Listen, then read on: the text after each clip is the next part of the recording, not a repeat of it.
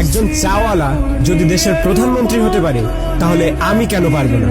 একটা ছেলে যে জঞ্জাল সাফ করার কাজ করত আর সে যদি বিশ্বের অন্যতম ক্রিকেটার হয়ে দেখাতে পারে তাহলে আমি কেন পারবো না?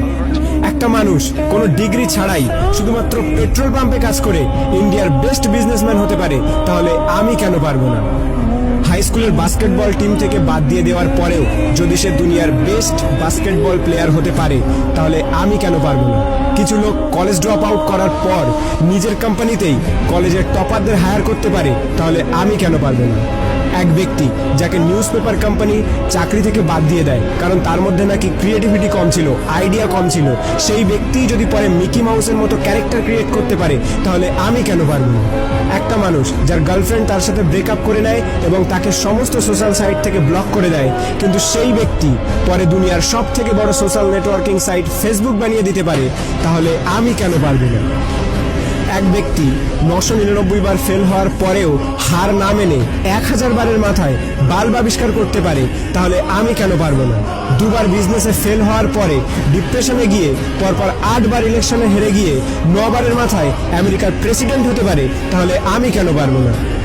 এক ব্যক্তি যাকে নিজের কোম্পানি থেকে তাড়িয়ে দেওয়ার পরেও যদি অ্যাপেলের মতো কোম্পানি গড়ে তুলতে পারে তাহলে আমি কেন পারবো না? একটা মেয়ে যে 9 বছর বয়সে সেক্সুয়ালি অ্যাবিউজড হওয়ার পরেও 10 বছর বয়সে প্রেগনেন্ট হওয়ার পরেও লোকাল টিভি শো থেকে বের করে দেওয়ার পরেও অস্কার জিততে পারে এবং কোটি কোটি টাকা ইনকাম করতে পারে তাহলে আমি কেন পারবো না? একটা জবলেস মেয়ে যার স্বামী তাকে ডিভোর্স দিয়ে দেয় এবং 3 বছরের বাচ্চাটিকে মানুষ করার দায়িত্ব তার উপরে চলে আসে, ডিপ্রেশনে যাওয়ার পরেও ওয়ার্ল্ডের সব থেকে বিখ্যাত নোভেল সিরিজ অর্থাৎ হ্যারি পটার লিখে ফেলে, যার ফলে সে কোটি কোটি টাকা ইনকাম করছে, তার একদিনের ইনকামে একটি ল্যাম্বরগিনি কেনা যাবে। এক ব্যক্তি যার পুরো বডি প্যারালাইজড, চলাফেরা তো দূরের কথা, নিজের আঙুল পর্যন্ত নাড়াতে পারে না, সে যদি ওয়ার্ল্ডের one of the best scientist হতে পারে তাহলে আমি কেন পারবো না? তোমরা সব জিনিসই অ্যাচিভ করতে পারো যেটা তোমরা করতে চাও, যার স্বপ্ন তোমরা দেখো, শুধু তার জন্য একটা আগুন দরকার, একটা স্পার্ক দরকার।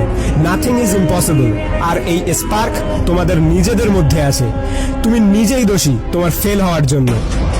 এখন তুমি যেখানে আছো সেটা তোমার অতীতের কর্মের ফল, এবং কাল তুমি কোথায় পৌঁছাবে সেটা তোমার আজকের কর্মের ফল হবে। আমার তরফ থেকে সবাইকে অল দ্য বেস্ট।